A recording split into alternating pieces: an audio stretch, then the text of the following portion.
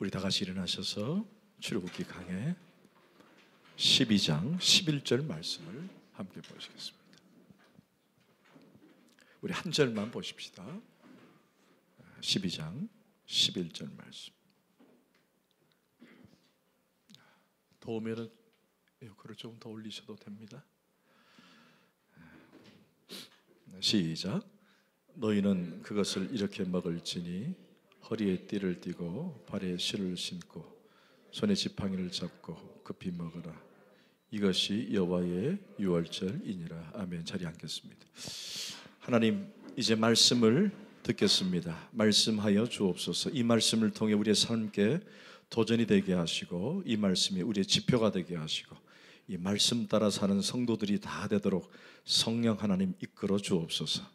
예수 그리스도 이름으로 기도합나이다. 아멘.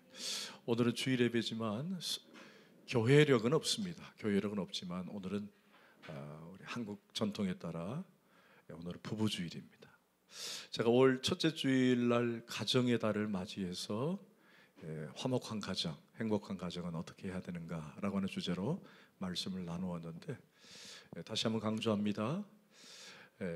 부부는 목적이 분명해야 합니다.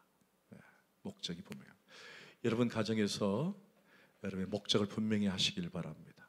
뭐 큰 집을 사겠다, 뭐 건강해야 된다, 또는 뭐 좋은 차를 사야 되겠다라고 하는 그런 목적이 아니라 우리 가정은 주님 안에서 어떻게 건강하고 행복한 가정을 이룰 것인가라고 하는 분명한 목적을 가지라는 것입니다. 목적 없이 사는 것이 아니라 목적을 두고 사면은 그 가정은, 그 부부는 행복할 수밖에 없다는 거죠. 그런 귀한 부부가 되어지기를 축원합니다. 지난주에 우리 11장을 배웠습니다. 여러분 11장에서는 사실은 10번째 재앙에 대한 예고로 끝났습니다. 보통 우리가 그 장을 배울 때에 예고된 재앙이 있으면 바로 이어서 실천이 되었고 실행이 되었는데 다만 11장에서는 예고하고 끝났다라는 거죠. 그리고 오늘 12장에 와서 이제 비록 그 10번째 재앙이 이루어지게 됩니다.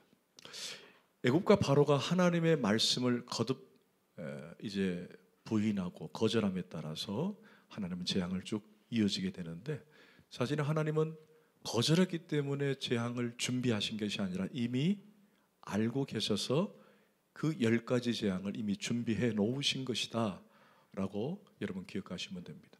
그러나 상대적으로 만약에 여러분 생각해 보세요. 바로와 애굽이 애굽 사람들이 잘못했으니까 자연스럽게 고센 지역에 있는 이스라엘 백성들은 잘했다, 이건 아니라는 거죠. 여러분 기억하세요?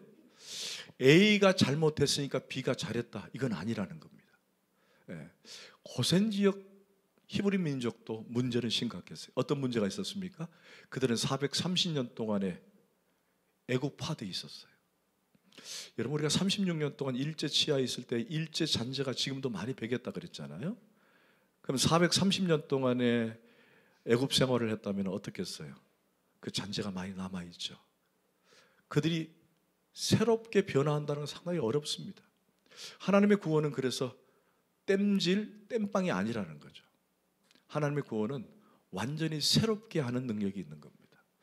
그래서 이스라엘 백성들에게 9가지 재앙을 보여주실 때에 바로와 애굽을 재앙을 내리시기 위한 목적도 있지만 한편에는 뭐냐, 아직도 430년 동안 그 바로의 애굽에 찌들려 있는 히브리 민족들에게 학습 효과로 보여준 거예요. 그들이 하나님을 몰랐어요. 하나님을 잘 이해하지 못했습니다. 우리가 출애굽기를 공부할 때는 항상 기억할 것이 2가지가 있다 그랬죠. 하나는 하나님께서 어떻게 구원해 나가시는가를 보는 것이고, 하나는 하나님 자신을 계시했다. 나는 여호와다. 나는 스스로 있는 자다. 계속 그걸 반복하는 거예요. 하나님이 어떤 하나님인지를 계속 반복해 주는 것이 출애굽기입니다. 그래서 히브리 민족들은 9가지 재앙이 이루어질 때마다 뭘 생각해요? 내가 귀로 듣고 그런 하나님을 직접 눈으로 보는 학습 효과를 얻는 거예요.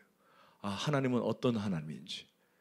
그래서 9가지 재앙을 통해서 하나님은 이스라엘 백성들에게 자신을 계시한 사건이에요. 자, 그런데 그걸로 구원을 하나님이 이루시는 게 아니에요. 그러니까 구원은 마치 토기장이가 어떤 항아리를 만들 때에 땜질을 해서 완성을 시키는 그런 것과는 차원이 다르다는 거예요. 구원은 단번에 새롭게 이루어지는 거예요. 그래서 구원은 여러분들이 이것은 내가 잘못된 거야, 그래서 땜질을 해서 바로 쓰면은 그것이 구원이 이루어지고, 구원은 내가 무슨 행위를 통해서 어떻게 해야만이 이루어지고 이게 아니라는 거예요. 구원은 단번에 하나님이 이루시는 거예요. 그래서 우리를 뭐라고 표현했다 그랬죠? 우리는 새로운 피조물이라. 우리는 새롭게 나는 거예요. 하나님의 구원은 단회적으로 새롭게 되는 거예요. 그 새로운 사건이 바로 10번째 재앙 사건이에요. 그게 바로 장자의 죽음에 대한 예언입니다. 다른 말로 뭐라 그러죠? 유월절이라고 얘기하는 거예요. 이 유월절 사건은, 구원은 단회적인 사건이야. 구원은 새롭게 되는 거야. 이걸 설명해 주고 있는 것입니다. 오늘 그런 관점에서 오늘 본문을 하나하나씩 이해하고 나갔으면 좋겠어요. 자, 오늘 본문 1절을 한번, 1, 2절을 한번 읽겠습니다. 우리 큰 소리 한번 읽어볼까요? 시작.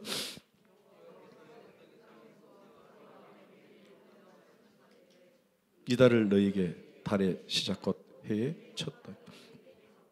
여러분 놀랍죠? 오늘 본문 1절과 2절을 보면서 여러분 새로운 걸 하나 발견했을 거예요.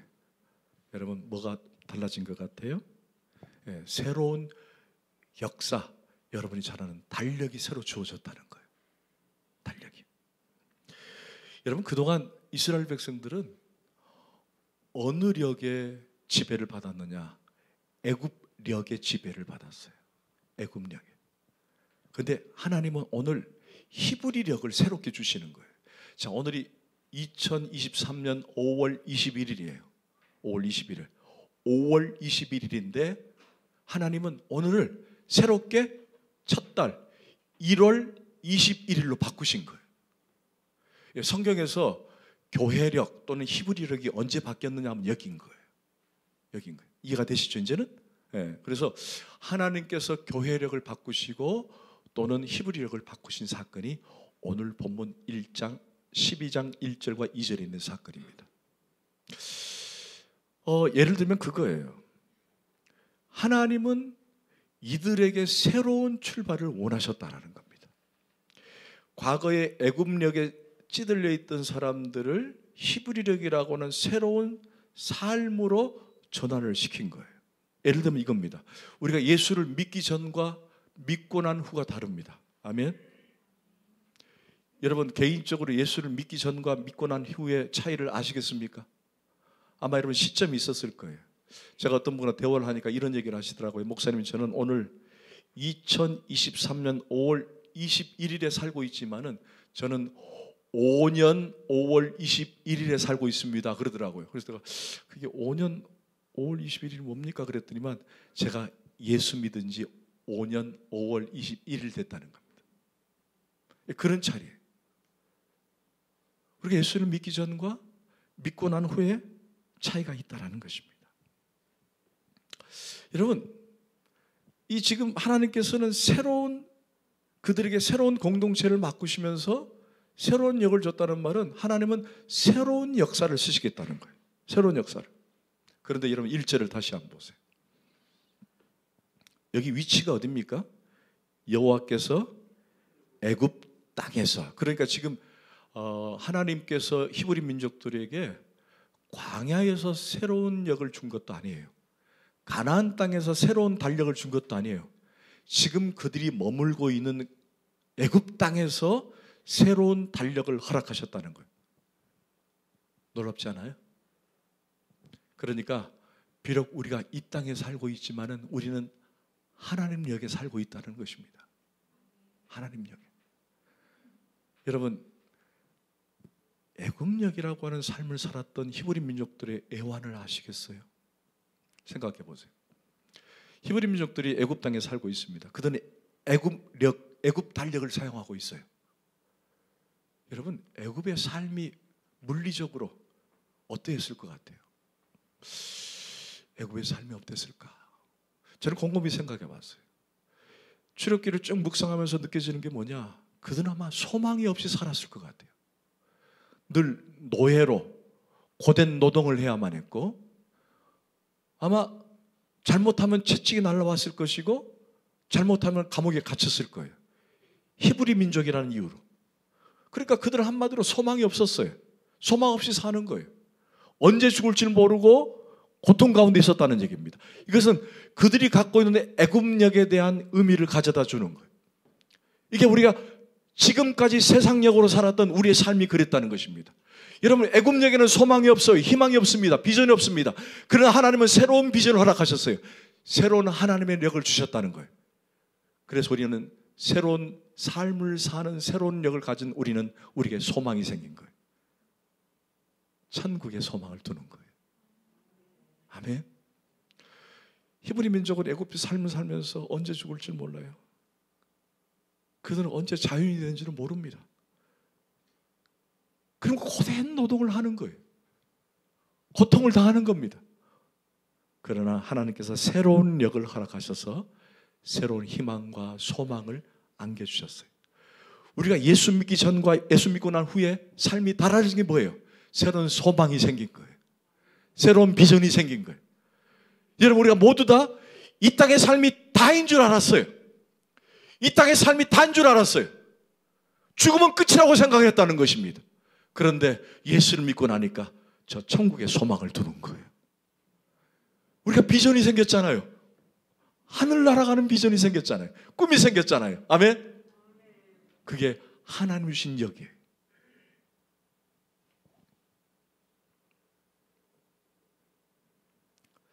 저는 그래서 여러분에게 한 가지 오늘 이 시간에 부탁을 드리고 싶어요. 우리 성도의 시작은 예수 그리스도십니다. 그렇다면 우리가 무엇을 하든지 간에 하나님이 나를 구속하신 그 구속의 나를 기억하라는 거예요. 구원의 은혜를 기억하고 구속의 나를 기억하면요, 우리의 삶 가운데 비전이 생기고 소망이 생기는 거예요. 여러분, 우리의 신분이 바뀌었어요. 죄인에서 의인으로 바뀐 거예요. 멸망에서 소망으로 바뀐 거예요. 그날이 구원의 날입니다. 그래서 우리는 하나님의 력, 우리가 가져야 될 것들은 그거예요. 우리가 연대기를 바꿔야 되는 거예요. 연대기를. 하나님이 우리를 구원하셨구나. 그래서 무엇을 하든지 간에 하나님이 날 구원하신 그 구원의 역사를 기억하고 그 구원의 소망을 가지고 사는 거예요. 그런 성도는 희망이 있고 꿈이 있는 거예요. 할렐루야. 그래서 하나님이 첫 달이라고 하신 이유는 바로 이제 너희들이 새로운 공동체, 새로운 삶을 시작했으니 이제 내 안에서 새롭게 출발해보자 라고 하는 의미에서 달을 바꿔버리셨어요. 연도를 바꿔버리신 거예요. 자, 3절입니다.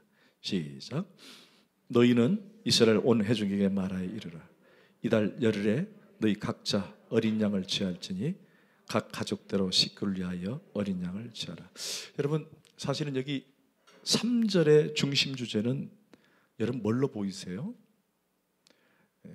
자칫하면 3절의 주제가 어린 양으로 보일 수가 있습니다. 그러나 어린 양은 뒤로 잠깐 미루고 제가 보기에는 어린 양보다는 온 회중이라는 단어가 제 눈에 확 들어옵니다. 온 회중.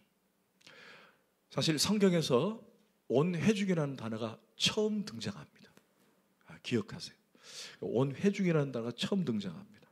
그리고는 이후에 출애굽기에 계속 등장을 하면서 더 확대가 되고 더 많이 흔하게 되어지는 단어가 여기 회중이라는 단어입니다. 왜 하나님은 갑자기 공동체, 단체, 집단이라고 말하지 않고 회중이라는 단어를 썼을까? 여기 신학적 의미가 있기 때문에 그래요. 오늘 본문을 풀어내는 가장 중심 주제일 수 있습니다. 그래서 여러분, 회중이라는 단어를 늘 기억하셔야 돼요. 자, 질문 하나 하고 넘어가겠습니다. 여러분, 오늘 여러분들을 가르쳐서 뭐라고 표현하면 제일 적절할 것 같아요? 여러분을 가르쳐서. 제가 답을 드렸습니다. 방금 전에. 회중이라는 단어 들어보셨죠? 여러분들은 지금 예배 안에 들어있는 회중이에요. 군중이 아닙니다. 네. 여러분, 집단이 아니에요. 여러분 성경적으로 말하면 회중입니다. 그러면 회중이 낯섭니까? 낯설지 않습니까? 낯설지 않죠? 그럼 회중은 언제 사용되는 단어인 것 같아요? 딱 떠오르는 게? 그렇죠. 예배입니다. 예배. 그러면 답이 나왔어요. 왜 하나님이 여기서 처음에 달력을 주시고 온 회중이라는 단어를 처음으로 사용했을까? 그러면 이들이 출애굽하는 목적과 배경이 여기에 있는 거예요. 뭐예요? 할렐루야. 왜 하나님이 여기서 온 회중이라는 단어를 썼을까? 그건 다른 게 아니에요. 하나님이 출애굽하려고 하는 그 목적이 분명해진 거예요. 나는 너희들을 애굽에서 건져내서 너희로 하여금 나를 뭐하게? 예배하게 하기 위해서 너희를 구원했다는 거예요. 그래서 온 회중이라는 단어를 쓰는 거예요. 그러니까 하나님의 초점은 뭐예요? 백성들을 향해서, 성도를 향해서 보는 초점은 모두 다 예배예요. 그만큼 예배가 중요하다는 거예요. 하나님이 우리를 만드신 목적이 뭐예요? 이사야서 뭐라 그랬어요? 내가 너희를 창조했다. 그 창조의 목적이 뭐냐? 너희가 나를, 거기는 본문에는 찬양으로 되어 있어요. 근데 찬양을 다른 말로 예배예요. 너희가 나를 찬양하게 하기 위해서 내가 너희를 지었다라는 거예요. 출애굽하는 목적이 뭐냐? 그게 바로 예배예요. 예배. 그래서 저는 예배가 중요하다는 걸 강조해요. 여러분, 왜 하나님이 여러분을 구원하셨죠? 천국 가게 하기 위해서? 그게 이제 뭐 정답일 수 있습니다만, 여러분, 하나님이 여러분을 구원하신 가장 근본 목적은 여러분을 통해서 예배를 받으시려고 여러분을 구원하신 거예요. 할렐루야. 그래서 여러분들이 예배자로 쓴 겁니다. 여러분, 요한복음 4장에 보면 하나님이 예배하는 자를 찾는다 그러셨어요. 예배하는 자를. 그런데 그 예배하는 자를 찾는데 여러분들이 내 의지로 나온 것 같지만은 사실은 여러분의 의지로 나온 게 아니에요. 하나님의 은혜에 여러분이 반응해서 나온 거예요. 그걸 아셔야 돼요. 그러니까 오늘 예배 자리는요, 하나님이 찾으셔서 여러분들이 반응해서 나왔기 때문에 그 예배자를 찾는 하나님의 대상은 여러분이라는 거예요. 그러면 여러분은 뭐예요? 하나님이 찾으시는 그 한 사람이에요. 할렐루야. 여러분, 얼마나 기대가 돼요. 얼마나 흐뭇해요. 나 같은 죄인, 보잘것없는 나를 하나님이 찾으시는 그 예배자 한 사람이라는 거예요. 그러니까 내가 의지로 나온 것이 아니라 그 은혜에 반응했기 때문에 나왔는데 그 찾으시는 사람이 여러분이라는 거예요. 하나님, 저같이 부족하고 저같이 죄 많은 사람도 하나님은 저의 예배를 통해 영광 받으시는군요. 여러분이 앉아있는 게 은혜라는 거예요. 얼마나 감사해요. 그럼 우리 입장에서는 이 예배를 어떻게 드려야 될까요?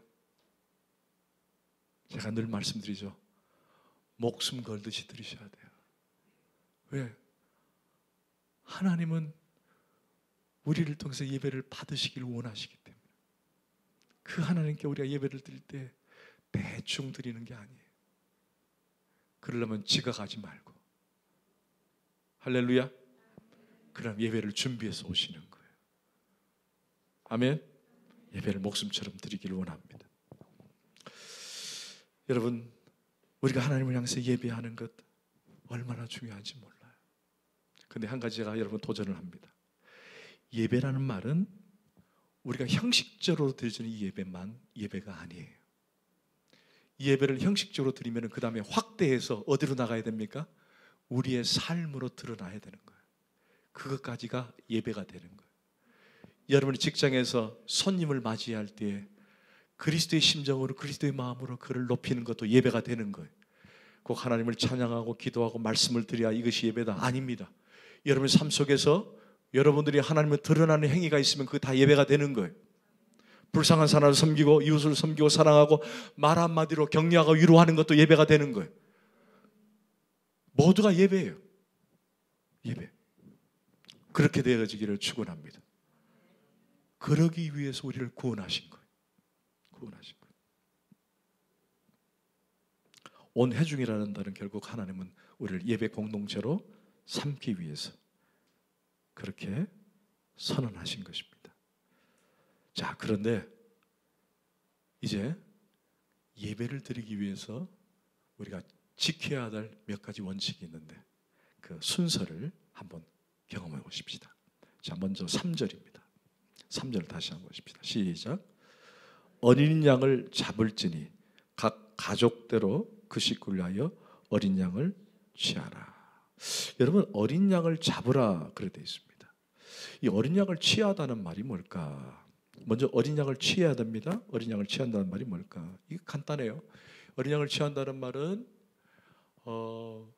한 가족의 어린 양 한 마리면 된다는 거예요. 한 마리면.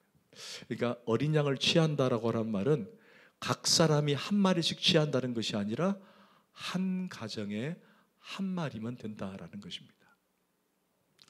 여러분, 제가 질문 하나 할게요. 요즘 우리가 핵가족화되어 있지만은 원래 우리가 가족 구성원이 한 몇 명 정도 되세요? 우리 선배들, 우리 김 권사님 살아계실 때 어르신들이 한 집에 살 때 보통 몇 분이 살았었어요? 9식구. 맞습니다. 지금 제가 드리러 가는 정답이에요. 평균 8명에서 10명 삽니다. 10명. 지금은 핵가족화 돼가지고 4명, 뭐 많으면 5명인데 평균 8에서 10명 삽니다. 그러니까 히브리 민족 사람들도 한 가정에 보통 8에서 10명 정도 살아요. 왜 제가 이 말씀을 드리느냐? 여러분, 어린 양을 하나님께 드린다라는 말은 한 가족이 한 마리면 된다는 얘기예요. 근데 이것을 나중에는 한 마리를 먹습니다. 먹습니다. 여러분, 어린 양 크기가 어느 정도 될 것 같아요? 잘 하셔야 됩니다. 어린 양 크기가 어느 정도 될 것 같아요? 어떤 분은 이 정도 된다 그러면은 그분은 평소에 사이즈를 많이 드시는 분이에요. 여러분, 어린 양은 그냥 여러분 품에 안았을 때 아주 작습니다. 그럼 반대로 그 어린 양은 성인 남자 몇 명과 어린아이까지 보통 몇 명 정도 이 어린 양을 먹을 수 있을까요? 먹는다는 표현이 좀 그렇습니다만은 결국 먹게 됩니다. 몇 명 정도 먹을 것 같아요? 아까 말씀 다 드렸습니다. 그렇죠. 이때 히브리 민족들이 어린 양 한 마리는 어림잡아 8명에서 10명은 먹습니다. 요즘은 양고기가 대세입니다.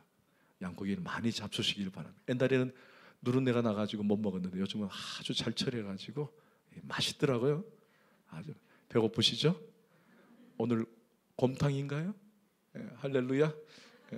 맛있게 드시기 바랍니다. 어린 양 한 마리면 8에서 10명이 먹었어요. 그러니까 오늘 3절에서 말하는 어린 양을 취하라는 말은 여러분들이 8명에서 10명이 한 마리면 된다는 것입니다. 그런데 그 다음이 문제예요. 4절을 한번 보세요. 4절 시작.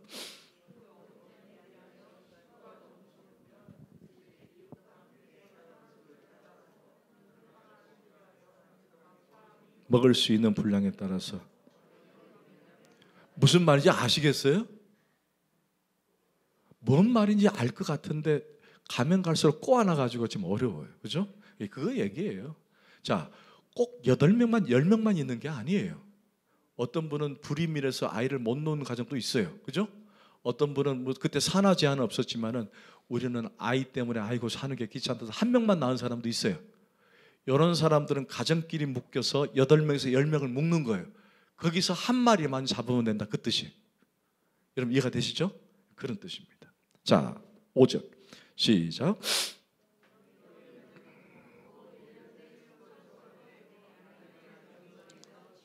자, 근데 어린 양에 대해서 몇 가지 원칙이죠. 첫 번째 시작. 흠이 없어야 된다. 왜 여러분 왜 흠이 없어야 될까요? 이 흠이 없다는 말이 뭐예요? 눈이 찢어졌거나 상처가 있거나 발톱이 갈라졌거나 상처가 있거나 하는 것은 안 된다는 거예요. 흠이 없는 어린 양을 잡아야 하는 거예요. 그게 뭘 상징하는 거예요? 바로 예수 그리스도를 예표한 거예요. 여러분 왜 어린 양을 잡아야 했을까요? 속죄를 위해서 잡아야 했던 거예요. 속죄, 우리의 죄를 대신해서 흠이 없는 어린 양이 대신 죽어야 했기 때문에 잡은 거예요. 대신 조건이 흠이 없어야 한다는 것입니다. 그것은 누구를 예표한 거예요? 예수 그리스도. 그분이 흠이 없으세요. 그분은 죄가 없습니다. 그래서 죄인인 나를 인도할 수 있는 분은 예수 그리스도입니다. 우리가 가끔 그렇게 기도합니다. 예수 그리스도가 우리를 위하여 죽으셨다라는 단어를 가끔 쓰세요. 그렇죠, 여러분들? 주님이 우리를 위하여 죽으셨습니다. 근데 그건 엄연히 틀린 얘기예요. 주님은 우리를 위하여 죽으신 분이 아니에요. 그분은 우리를 대신해서 죽으신 거예요. 할렐루야. 그분은 우리를 대신해서 죽으십니다. 여러분, 대신해서 죽었다는 차원은 완전히 다른 차원이에요. 대신해서 죽기 위해서는 뭐가 전제가 되느냐? 흠이 없어야 하는 거예요. 만약에 맹인이 맹인을 인도할 수 있습니까? 없습니다. 죄인이 죄인을 인도할 수 있습니까? 없습니다. 여러분, 인도를 하려면 죄인은 의인이 인도를 해야 돼요. 맹인은 눈이 뜬 사람이 인도를 해야 됩니다. 여러분, 죄인을 대신해서 죽으신 분이 예수예요.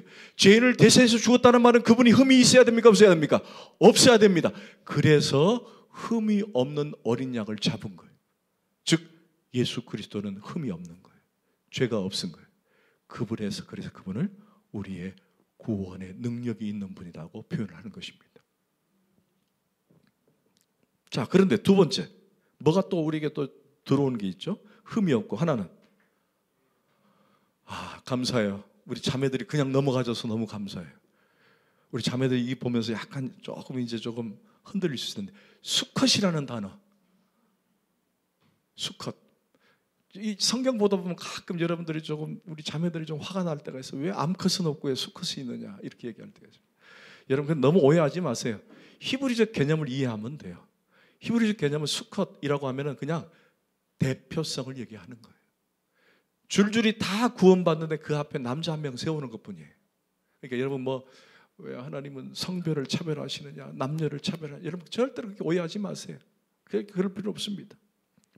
그래도 굳이 암컷이 대표가 돼야 되겠다라고 항의하신 분 있다면 그건 여러분에게 맡기겠습니다. 제가 더 이상 얘기할 건 없어요. 여러분, 예수 그리스도가 우리의 부활에 뭐가 되셨죠? 부활의 첫 열매가 되셨잖아요. 그건 대표성을 말하는 거예요. 대표성.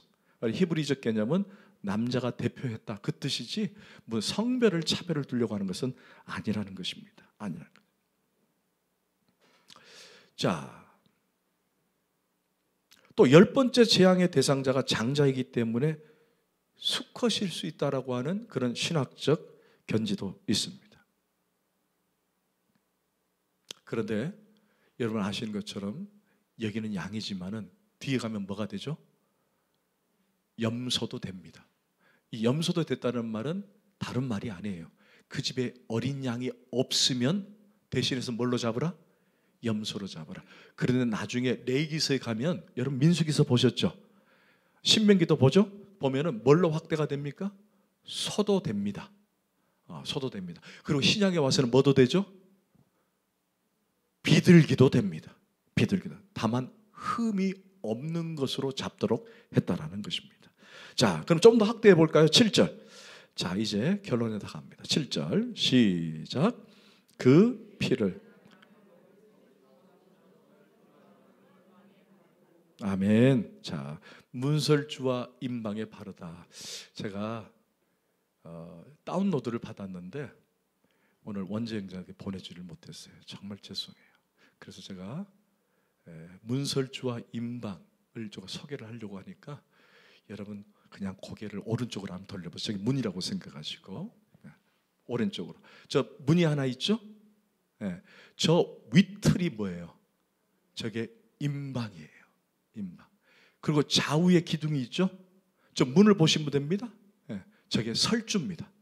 설주. 위가 임방, 좌우가 설주. 그럼 아래는 뭘까요? 여러분 잘 아시잖아요. 지방이에요. 지방. 문지방. 그렇죠. 저기 나오네요. 역시.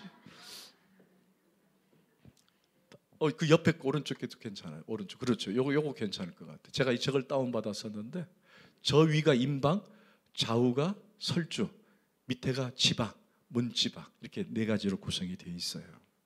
근데 구성이 정말 그렇더라고요. 제가 문을 만들어 보니까. 자, 그런데 바르는데 어디를 바르느냐라고 하는 거예요. 어디를 발랐죠? 임방과 문설주에 위와 좌우를 바르라. 그렇죠. 이렇게 돼 있어요. 그러면 이왕 바르는 거 문지방에도 바르면 얼마나 좋아요. 그죠? 근데 문지방은 빼놓을까? 사실 성경은 임방과 설주에만 설명을 하지 사실은 문지방도 바르게 돼 있어요. 왜 그러냐? 여러분, 이 어린 양을 어디서 잡을까요? 제가 답을 다 말씀드리고 얘기한다 그랬죠? 어린 양을 어디서 잡을까요? 네, 바로 문지방에서 잡습니다. 문지방에서 어린 양을 잡는 거예요. 그러면 자연스럽게 잡으면 그 피가 어디 묻어요? 문지방에 묻습니다. 그리고 그 피를 찍어서 어디를 바르죠? 임방과 설주에 바르는 거예요. 그래서 동일하게 문 전체가 바르게 된 거죠. 자, 그런데 여기서 이제 제가 질문을 하는 거예요. 저는 성경을 읽다가 갑자기 그런 생각이 들어요. 왜 하나님은 죽음의 사자를 보내셔서 장자를 다 죽이는데 왜 굳이 문에 어린 양의 피를 바르게 했을까? 혹시 궁금해하지 않으셨어요? 저만 궁금했나요? 여러분 생각해 보세요. 저는 제가 너무 영화를 좋아해가지고 제가 좀 슈퍼맨을 생각해 봤거든요. 슈퍼맨이 죽음의 사자가 착 지나가다가 딱 보려면 어디가 제일 시야에 먼저 들어와요? 지붕이잖아요. 그죠? 그럼 지붕에 피를 딱 바르면 저 집 패스할 텐데 왜 문설주 그러면 갸웃해가지고 봐야 되는데 얼마나 힘들었을 것 같아요. 그죠? 왜 문일까? 거기에도 신학적 의미가 있는 거예요. 이게 중요합니다. 여러분, 문 하면 떠오르는 게 뭐예요? 문. 들어가고 나오는 것. 맞습니다. 여러분, 지금 여러분의 중간에 있는 저 문을 생각하면 안 됩니다. 여러분, 대문을 얘기하는 거예요. 딱 떠오르는 건 뭐예요? 이 문을 통해서 어디로 나가요? 외부로 나갑니다. 자, 외부에서는 이 문을 통해서 내부로 들어와요. 이걸 다른 말로 말하면 세상과 하나님 안으로 이해하시면 돼요. 그 경계선을 문으로 얘기하신 거예요. 그래서 이 문에다가 뭘 발랐죠? 피를 바른 거예요. 이 피를 바른 세상과 피를 바른 안쪽에 하나님과의 관계 경계선을 말한 거예요. 그래서 사자가 죽음의 사자 지나갈 때 피를 바르고 그 집은 패스오버 넘어간다, 유월하다. 그래서 유월절이 된 거예요. 유월절.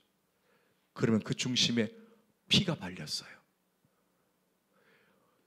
여기서 봤을 때는 세상의 시작이고 저기서 봤을 때는 안쪽에 끝이면서 시작인 이곳에서 문을 통해서 피를 발랐다라는 말은 하나님의 경계선을 얘기하는 거예요.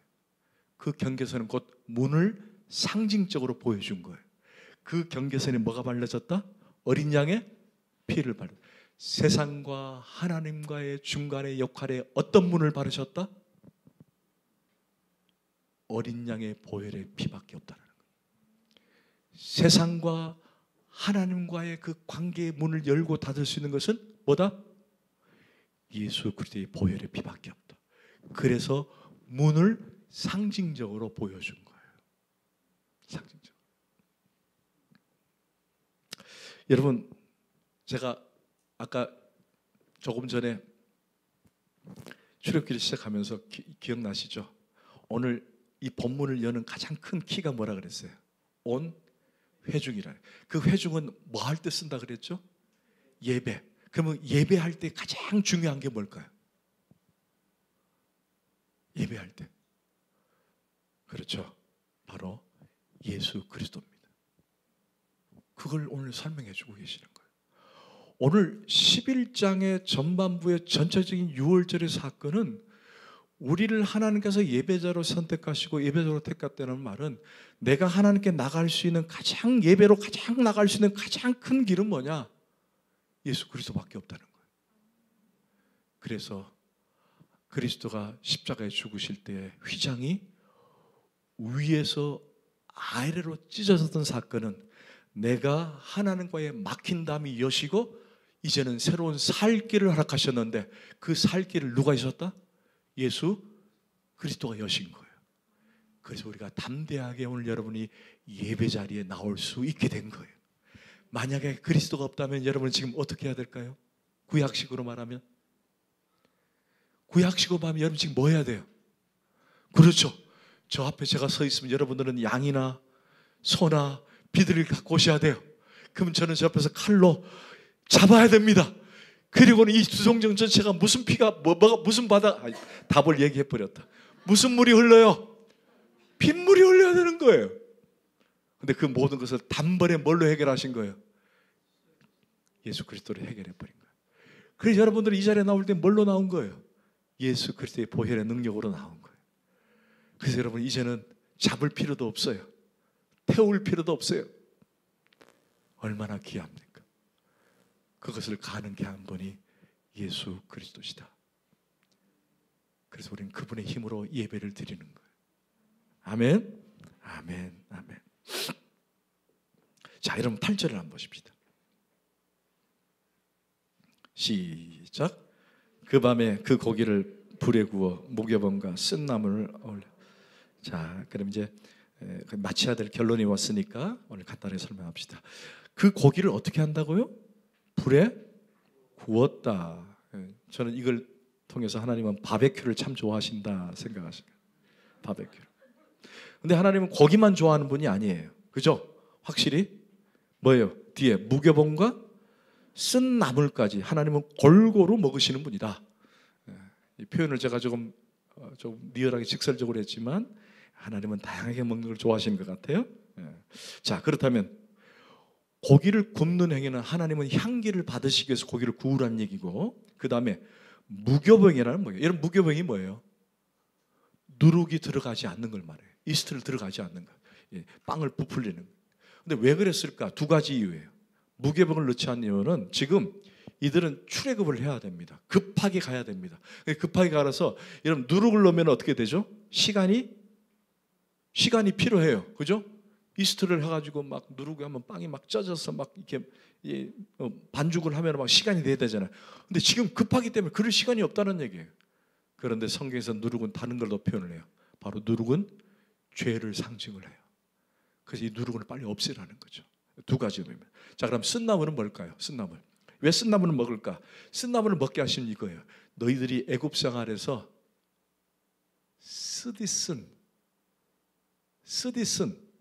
쓰라린 생활을 기억하라는 거예요. 쓰라린 생활을 기억하라. 쓴나물을 먹으면서 내가 옛날에 쓰라린 삶을 살았지. 내가 쓰라린 삶을 살았지. 그리고는 하나님께 감사하라고 쓴나물을 먹는 거예요. 여러분 저를 잠깐 보세요. 여러분 감사의 어근이 뭔지 아세요? 감사의 어근. 감사가 어디서부터 출발하는지 아십니까? 감사는 기억하다입니다. 기억하다. 여러분 기억을 잃었기 때문에 감사하지 못한다는 거예요. 히브리 민족들은 쓴나물을 먹으면서 뭘 해요? 기억하는 거예요. 옛날에 내가 애굽 땅에서 우리가 노예로 살 때 그렇게 힘들었는데 우리 하나님이 나를 구원해 주셨다. 그걸 기억하는 거예요. 그러면 자연스럽게 뭐가 나와요? 그 다음에는 감사가 나오는 거예요. 할렐루야. 감사가 나오는 거예요.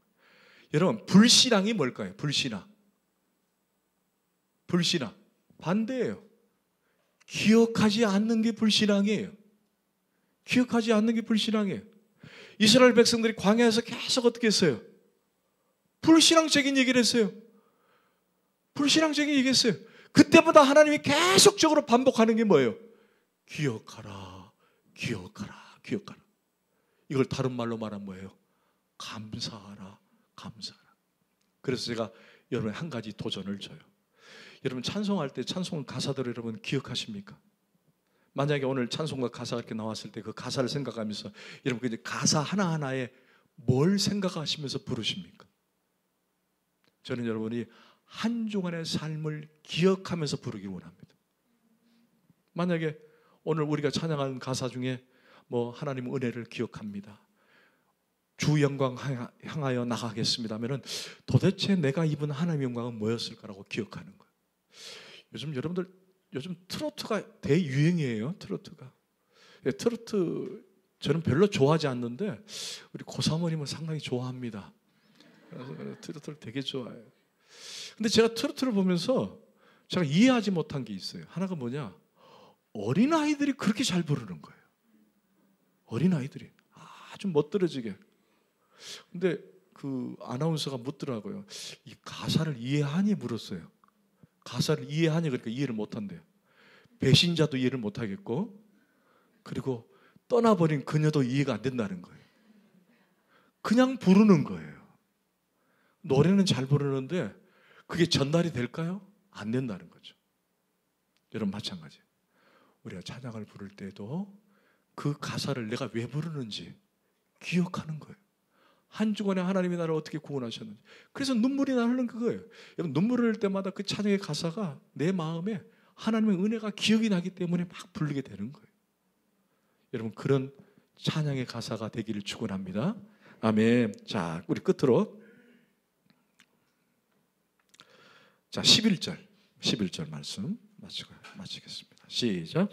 너희는 그것을 이렇게 먹을지니 허리에 띠를 띠고 발에 신을 신고 손에 지팡이를 잡고 급히 먹으라. 이것이 여호와의 유월절이니라. 결국 모든 초점은 뭘로 흘렀죠? 유월절로 흐르게 됩니다. 하나님은 우리를 구원하시고 새로운 달력을 주시고 예배 공동체를 부르시고, 그리고 쓴나물을 먹게 하시고 또 무교병을 먹게 하시고 어린 양을 부었고 먹게 하시고, 이 모든 설명은 결국 유월절입니다. 유월절. 그런데 허리에 띠를 띠고 지팡이를 짚고 급하게 가듯이 먹어야 된다. 이제 장자의 죽음으로 분명히 너희들을 내어줄 것이고, 그럼 내어줄 때 바로와 애굽 사람들은 그냥 내어줄 것이 아니다. 너희들을 잡으러 올 테니까 빨리 도망치듯, 표현이 죄송합니다, 도망치듯, 그러니까 뭔가를 가듯 가라는 얘기예요. 허리띠를 띈다는 말은 새로운 출발을 의미하는 것이고, 그 다음에 뭐예요? 싸우러 나갈 때 쓰는 거예요. 그리고 달리기 할 때 허리띠를 띱니다. 그런 식으로 가라는 얘기죠. 그런 식으로. 사랑하는 성도분, 결론은 이거예요. 하나님은 우리를 구원하기 위해서 예수 그리스도의 보혈의 능력으로 우리를 구원해 주십니다. 그래서 구원의 방식은 다른 게 없습니다. 여러분이 열심히 교회 봉사하고 열심히 선하게 살고 착하게 살고 그래서 여러분이 구원받는 게 아니라는 거예요. 여러분이 똑똑하기 때문에 구원받는 게 아니에요. 오직 구원의 길은 예수 그리스도의 보혈의 능력밖에 없습니다. 사도 바울이 아덴에서 자기 지식을 총동원해가지고 설교를 했습니다. 그런데 아덴 사람들이 더 똑똑해가지고 그가 실패를 해요. 그는 고린도로 넘어와서 그는 이렇게 말합니다. 나는 이 시간 이후부터 내가 자랑할 것은 예수 그리스도의 십자가밖에 없다. 예수의 십자가밖에 없다. 오직 그리스도밖에 없다. 보혈의 능력밖에 없다. 여러분, 물이 아래서 흐릅니다. 불은 태워질 때 밑에서 위로 올라갑니다. 여러분, 우주는 그대로 하나님께서 정하신 대로 가는 거예요. 이건 하나님이 정한 법칙이에요. 누군가가 그걸 거스릴 수 없다는 얘기예요. 이걸 다시 다른 말로 바꿔 말한다면 하나님이 정하신 구원의 방식은 예수밖에 없다는 얘기예요. 여러분, 내가 하나님이다, 뭐 도덕과 유의를 해야 된다, 어떻게 헌금을 많이 해야지 구원받을 수 있다, 그건 하나님이 정한 게 아니에요. 하나님의 정한 방식은 오직 예수 그리스도의 보혈밖에 없어요. 보혈의 능력에는 구원이 없습니다. 그 구원의 방식은 오직 예수 그리스도의 보혈의 피밖에 없다는 얘기예요. 그게 하나님이 정하신 룰이에요. 법칙이에요. 규율이에요. 그것만 믿고 나가면 구원받습니다. 할렐루야. 그런데 한 가지 더불이게 요구하는 게 있어요. 저는 본문을 읽으면서 한 가지 좀 혼자 웃어봤어요. 뭐냐? 여러분 생각해 보세요. 만약에 문설주에 피를 발랐어요. 근데 장자가 아빠 오늘 심심한데 밖에 나가서 구경 한번 합시다. 어떻게 발랐는지 하고 밖에 한번 나갔다고 생각해 보세요. 어떻게 됐을 것 같아요? 죽죠. 장자는 어디 있어야 돼요? 문설주 바른 그 안에 있어야 됩니다. 성도는 항상 어디 있어야 돼요? 그리스도의 보혈 안에 있어야 됩니다. 그 보혈의 능력 안에 있어야 돼요. 그래야 우리의 힘이 생기는 거예요. 요즘 하도 모두 다 젊어가지고 아줌마와 아가씨를 구분을 못한대. 권사님 그렇대요. 그래서 어디 가면요 나이 드신 분도 아가씨 소리를 듣기도 하고 또 어떤 분은 아가씨가 아줌마 소리를 듣기도 한대요. 그래서 되게 불쾌한다 그러더라고요. 그래서 구분을 짓는 선이 생겼다네. 구분을. 목욕탕 안에서 타월을 전신을 가리신 분들은 아가씨래요. 근데 머리만 감고 계신 분은 아줌마라는 거예요. 이런 파마할 때 파마해 보셨죠? 파마 이쁘게 해주세요 그러면 그분은 아가씨래요. 근데 오래오래 가게 해주세요 그러면 아줌마라는 거예요. 그런 것 같아요. 저도 그렇게 생각 같아요. 오래 가게. 모임을 할 때 언니 하면은 아가씨고 형님 하면은 아줌마라는 거예요. 차 운전할 때 선글라스 끼면 아가씨고 장갑 끼고 운전하면 아줌마라는 거예요. 이걸 왜 이런 말을 했냐? 경계선이 너무 모호해졌다는 얘기죠. 왜 제가 이런 얘기를 하느냐? 여러분이 이왕 예수 믿는 거 어중중하게 예수 믿지 마세요. 저 사람이 과연 구원받은 사람인지, 저 사람이 교회 다니는 사람인지 어중중하게 다니지 마세요. 이왕 내가 예수 그리스도의 보혈의 능력으로 하나님께서 단번에 새롭게 해주셨다면 내가 그리스도의 보혈의 능력으로 나는 그리스도인이다. 나는 예수만 자랑하는 사람이다. 나는 예수만 사랑하는 사람이다. 라고 여러분 그렇게 사시는 것이 훨씬 하나님 은혜로 사는 자예요. 여러분의 앞에 힘듦이 있고 어려움이 있고 고난이 있고 제가 알지 못하는 괴로움이 있는 사람들이 분명히 이 안에 있어요. 그러나 그 어떤 것으로 여러분의 힘이 되어줄 수는 없습니다. 그 어떤 것으로 여러분의 위로를 줄 수 없어요. 그러나 저는 여러분에게 단언컨대 오직 그리스도의 보혈의 능력만이 여러분을 위로하시고 힘을 주실 것입니다. 그것 의지하시면서 이번 한 주간도 승리하는 저와 여러분 되기를 간절히 축원합니다. 기도하십시다. 하나님 감사합니다. 오늘 그리스도의 보혈 6월절을 우리가 함께 묵상했습니다. 성경을 새롭게 보는 눈을 허락하시고 오늘 말씀을 볼 때 내가 그동안 이해하지 못한 것들을 이 말씀을 통해서 배웠사오니 이 말씀에 의지해서 우리가 살아가게 하여 주옵소서. 예수 그리스도의 이름으로 간절히 기도합나이다.